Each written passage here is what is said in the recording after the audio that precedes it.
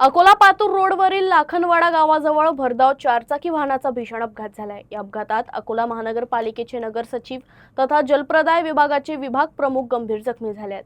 त्यांच्यावर अकोल्यातील खासगी रुग्णालयात अतिदक्षता विभागात उपचार सुरू आहेत। प्राथमिक माहितीनुसार अकोला महानगरपालिकेचे नगर सचिव तथा जलप्रदाय विभागाचे विभाग प्रमुख हे पुण्यावरून अकोल्याकडे चारचाकी वाहनाने येत होते। दरम्यान अकोला पातूर मार्गावरील लाखनवाडा गावाजवळ वाहनावरील नियंत्रण सुटल्यानं वाहनाने रस्त्याच्या डिवायडरला जोरदार धडक दिली। या भीषण अपघातात वाहनाचं मोठं नुकसान झालं असून नगर सचिव गंभीर जखमी झाले। अपघातानंतर स्थानिक नागरिकांनी तत्काळ मदतकार्य करत जखमींना बाहेर काढलं आणि उपचारासाठी अकोल्यातील एका खासगी रुग्णालयात दाखल करण्यात आलं। सध्या त्यांच्यावर अतिदक्षता विभागात उपचार सुरू असल्याची माहिती मिळत आहे।